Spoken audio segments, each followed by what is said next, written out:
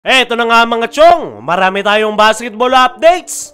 Raymond Aguilar, pwedeng maasahan ng Ginebra sa painted area. RJ Abarrientos, ang bagong role model ng Barangay Ginebra. Sa nakalipas nga na laro ng Barangay Ginebra kontra Phoenix Fuel Masters kagabi ay tinanghal nga na best player of the game itong si RJ Abarrientos. At yan nga yung kanyang unang-una as a Ginebra rookie. Si RJ Abarrientos nga mga chong, ang pinakabatang player ng Barangay Ginebra, pero isa nga ito sa most reliable player ngayon ng kanyang koponan. Kaya naman, pinuri nga nitong si Coach Tim Cone ang nasabing rookie dahil in-embrace raw nito yung kanyang off-the-bench duty as a rookie guard. Ngayon ay masaya at proud nga raw si Coach Tim Cone kay RJ Abarrientos dahil wala nga raw itong reklamo sa kanyang role coming off the bench. Tinanggap nga raw yan ni RJ Abarrientos at nag-e-excel nga raw yung laro nito kahit pa hindi siya parte ng starting five. Dagdag pa ni Coach Tim Cone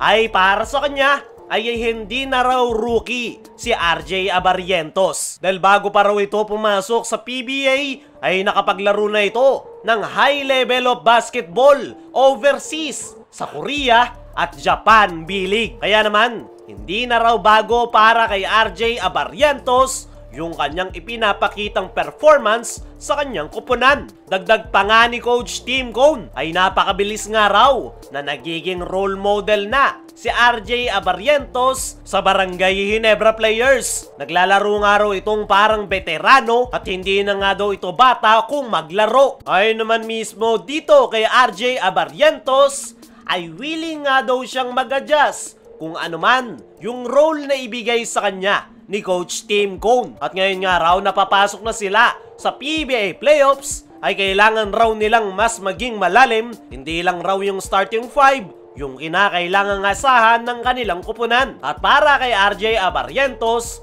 ay kailangan niya nga raw maging 101% every game, every time natatawagin siya sa bench ni Coach Tim ay energy nga raw yung kanyang i-contribute sa kanyang koponan. Para sa akin mga chong, ay talagang naka-jackpot ang Barangay Ginebra sa pagkakakuha dito kay RJ Abarrientos dahil karaniwan sa mga rookie ay naninibago sa laro bilang professional basketball player. Pero ibang-iba nga itong si RJ Abarrientos dahil nandoon na nga agad yung kanyang kumpiyansa at tama nga si Coach Tim Cone na napakalaki ng naitulong ng paglalaro ni RJ Abarrientos sa Korea at Japan B-League. Nakikita nyo naman ngayon, para na siyang veterano at talagang napakalaki ng nagagawang impact para sa Barangay Ginebra. Resibo na lang yung laro nila kagabi kontra Phoenix kung saan grabing energy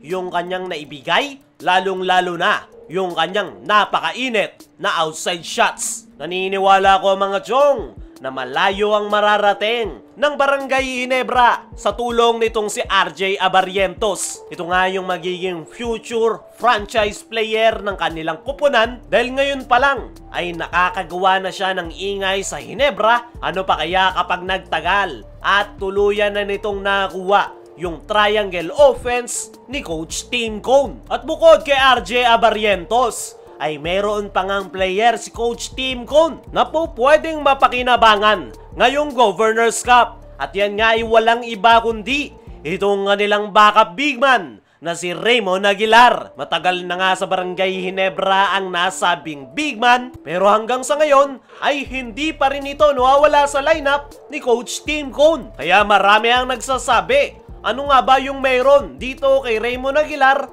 Bakit hindi ito mabitaw-bitawan ng Barangay Ginebra? At unti-unti nating nakikita yan ngayong conference dahil nga sa pagkaka-injured ni Isaac Go ay napilitan si Coach Tim na i-stretch ang kanyang frontcourt position at isa nga si Raymond Aguilar sa nabibigyan ngayon ng minuto ni Coach Tim Cone. At kagabi kontra Phoenix Fuel Masters ay quality minutes ang ipinakita nitong si Raymond Aguilar. At yan nga yung value niya sa Barangay Ginebra, kaya hanggang sa ngayon ay nananatili pa rin ito sa lineup. Marami nang nawala at na-trade sa Barangay Ginebra, pero nananatiling untouchable itong si Raymond Aguilar sa kanyang koponan. Nang dahil yan sa kanyang sipag, at tawagin man siya ni Coach Tim o hindi, ay palagi ngang ready itong si Raymond Aguilar na makipagbakbakan. Actually, kontra San Miguel ay binigyan rin ito ng minuto ni Coach Tim Cone, at ipinakita nga ni Raymond Aguilar ang kanyang depensa kontra kay Junmar. At mukhang yan nga yung nasilip ni Coach Tim,